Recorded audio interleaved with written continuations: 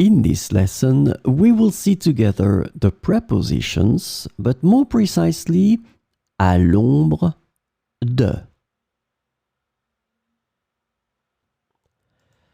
So, of course, the first thing that we need to see together is what is une préposition? Well, a preposition is an invariable word which brings two words together. The second word is called complement, and it allows to specify the time, the cause, the place, the state, the manner, the purpose, or the matter.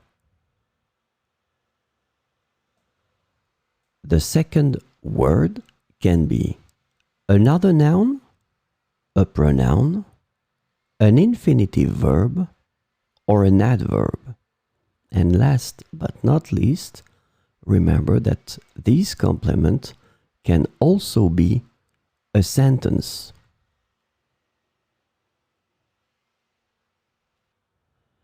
So this lesson is about à l'ombre de, and the preposition à l'ombre de can be translated into in the shade of or under the shadow of in English.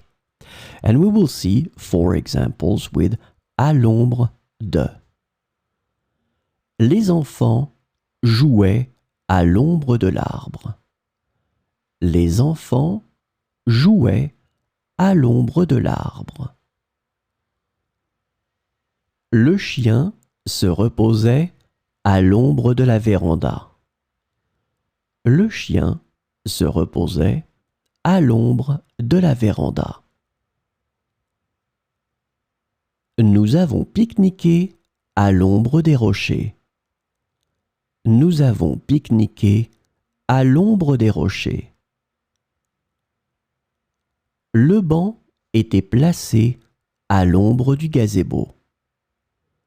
Le banc était placé à l'ombre du gazebo.